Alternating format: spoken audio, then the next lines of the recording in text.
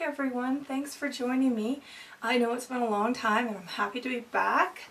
There's been a lot going on in my life and I'll be sharing that with you in another more personal video.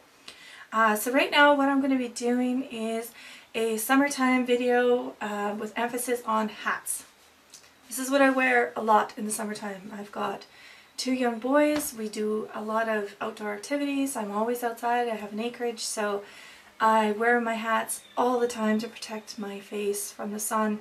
Not only do I wear sunscreen and makeup, which makeup is a natural SPF, but I always put on these hats. So you can hear outside one of my sons running around in his motorized little gator thing. It's really cute. So I'm going to be doing a look today that's going to emphasize our face with not much makeup at all underneath these hats, so that on the days when we don't feel like putting on a lot of makeup or any makeup at all, but we're like, well, I really want to, you know, tone down the redness, cover up some things, I'm just going to go through that today, a really quick under the hat makeup look for you. So first thing I'm going to do is I'm going to turn this baby around and we'll get started. So on days where I don't feel like wearing a lot of makeup, I'm looking for a minimal coverage, very easy and quick to do. I always grab for my MAC Face and Body. I use mine as an N1, or I will go with my mineral makeup, and this one's kind of dirty at the moment, sorry, but it's from Youngblood.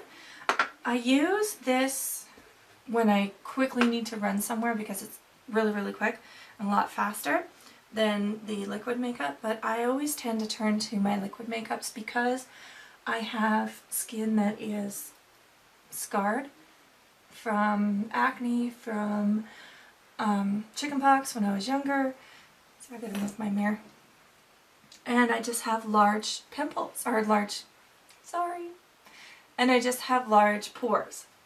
So I'm using a nice dense kabuki brush and my N1 mineral makeup, and I'm just pushing the makeup into the buff brush. I'm going to dab it on first, everywhere that it needs to go. And then I'm going to circularly buff in the liquid makeup. Now this technique has been used for a long time among makeup artists and professionals of any sort. So it's just now really starting to hit the market with a really big bang, applying your foundation with a kabuki brush of some kind, or a dense brush, or the denser kabuki brushes that are dual fiber. Dual fiber doesn't pick up as much of the pigment and it leaves it more on your face rather than absorbing it. But I'm all about getting it done and getting it to look good. So this one is from Quo, Shoppers Drug Mart. You can pick it up here in Canada. And with buffing that N1 all over my face, I've just evened out my skin tone. And I'm going to leave it completely just like this.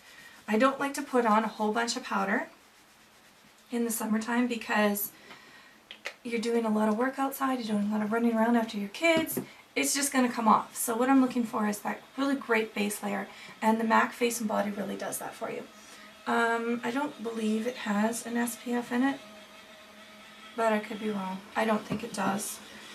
So then what I'm going to do is I'm just going to grab my MAC pressed powder in a nice large brush, grab some on it, tap off the excess, and just go in my T-zone areas where I want to set. And this is from Perscriptives. I know Bobbi Brown has a version quite like this as well. This one you can get at Walmart. Bobbi Brown you have to get Sephora or Bobbi Brown site.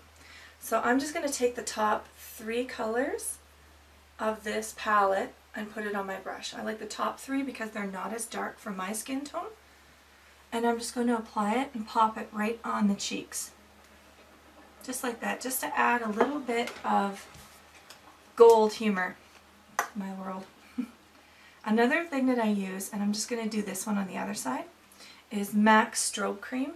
I just have a little bit like this on my finger. It's actually quite a bit more than I need, so I'm just going to dust some of it off.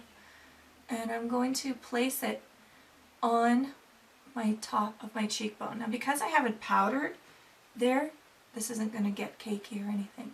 And this MAC Strobe Creme is genius. It goes on like a foundation, it goes on like a moisturizer. It's amazing. Even though I've powdered a little bit there, I'm still going to place it on top. If you just tap it on top of a place where you've powdered, beautiful. I like adding a little bit of that in the summertime just to keep the emphasis on my cheekbones. If you've gone too far with any of that Strobe Creme, you still have some foundation left on your brush, just tap it in over top. I like using highlighters when I'm wearing a hat because I want people to see underneath the brim of my hat. I want the sun to stay away, but I want people to see. So I'm just going to take some more of that beautiful brick color right over top of that Strobe Creme that I just put on. And it highlights so beautifully so that even with my hat, I'm still going to catch some of the glimpses of sunlight underneath my hat brim. I'm going to use an eye primer because I find in the summertime, or any time for me especially, it is essential. If you have any sort of greasiness on your eyelids in the summertime, it's almost unavoidable because we're outside and our bodies are producing those oils. So in order to make our eyeshadow stay, use the eyeshadow primer. I used Urban Decay's eyeshadow primer. I'm sorry about my voice. I am just getting over a cold. No fun. So today I'm going to use my good old Naked palette. The only thing I'm going for today is some definition in my eyes. That's it. I'm not looking for anything extravagant. And I'm going to be using the good old MAC 217 brushes. These ones are all the tiny ones. That's 217E. First thing I'm going to do is I'm going to go in with the color Naked right here, and then I'm going to use Buck in the crease line to give my eye sockets more dimension. So I'm going to pick up some of that Naked, tap off the excess, and go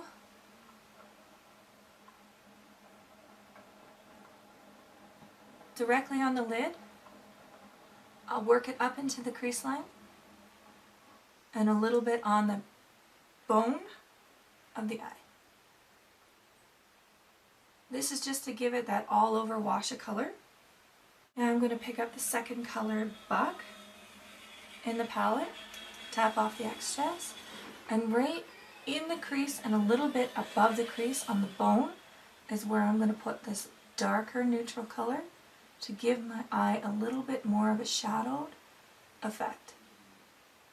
Sweeping it down in a V motion down to the lash line. And once you've deposited the color, you can kind of wipe this off a little bit. I don't have anywhere to wipe it off. Just grab a pad. Just smudge out the color out of it and then go back in and really work that darker color into the first neutral color that you apply to your eye. Same to the other side. Use the color Virgin, which is the lightest color in the palette, as a highlight up in the brow area. Just swiping it directly underneath the highest arch of your brow and then working it back and forth in a windshield wiper motion to blend it in with the other colors so that there isn't like a stop-start point. So now that we've done that, I'm just going to take a puffy, any kind of clean puff like this, and kind of wipe away and go in with an Urban Decay brown. I'm just going to keep this a very, very neutral palette. I'm not doing anything fancy with my eyeliner at all. Just going to pull a little bit on my eye and line the base of my lashes with this dark brown.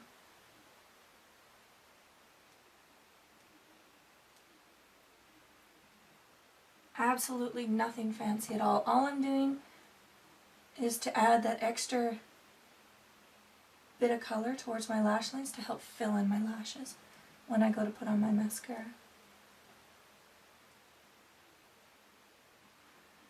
No wingtips, no nothing, just stopping directly at the edge, nothing fancy.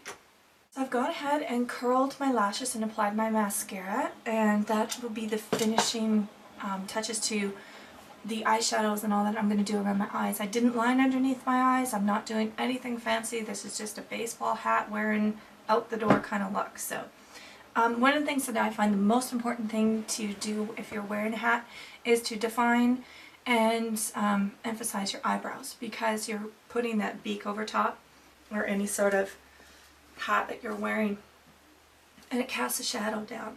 So I like to define my eyebrows so that they stand out a little bit more. So back around again.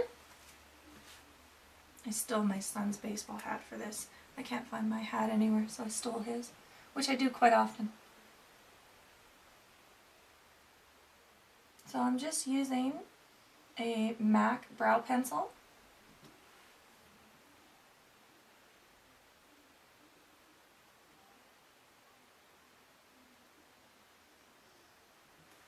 I'm just filling in my eyebrows.